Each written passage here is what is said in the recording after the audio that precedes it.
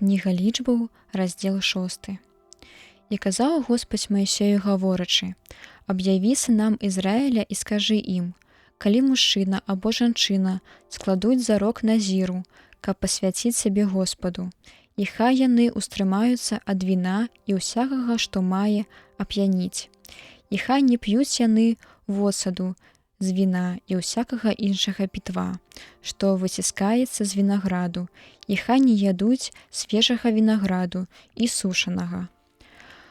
Ва ўсе дні, у якія згодна з зарокам яны прысвячаюць сябе Господу, хай не ядуць нічога, што можа быць у вінаградніку, ад няспелага вінаграду аж да выцісканага.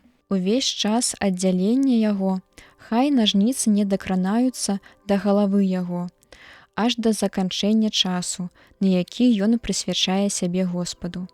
І хай будзе ён святы, ды мае даць свабоду валасам расці на галаве.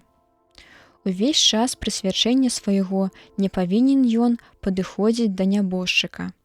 І хай пры пахаванні нават бацькі, маці, брата або сястры не апаганіцца, бо прысвячэнне Богу яго на галаве яго.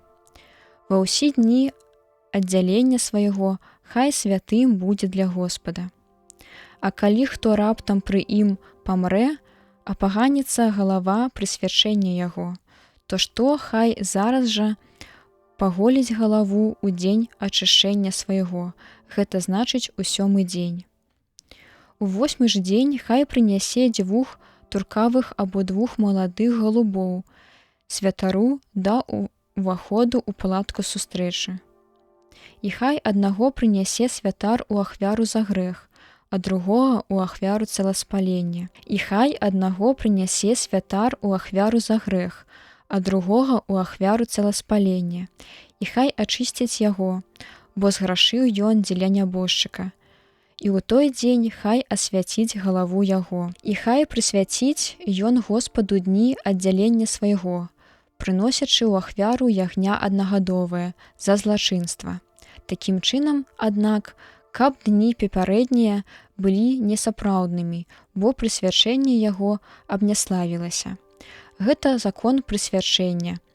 Калі дні, якія ён вызначыў згодна з зарокам, пройдуць, хай прывядзе яго да ўваходу ў палатку сустрэчы.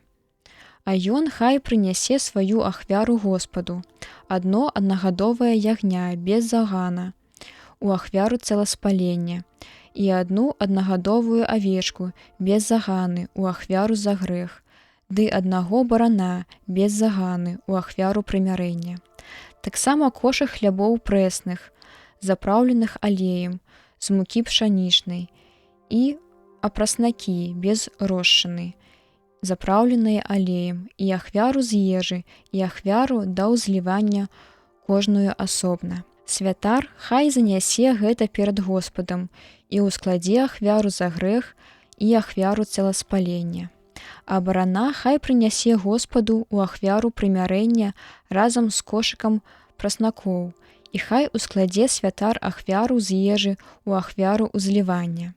Тады хай паголіць назір ля ўваходу ў палатку сустрэчы валасы свайго прысвячэння і возьме валасы свае, і кіне іх у агонь, што гарыць пад ахвярай прымярэння. І хай возьме святар звараную лапатку барана, і 1 хлеб без рошчыны з каша, і 1 прэсную аладку, і хай аддасць іх у рукі назіра пасля таго, як будзе паголена галава яго.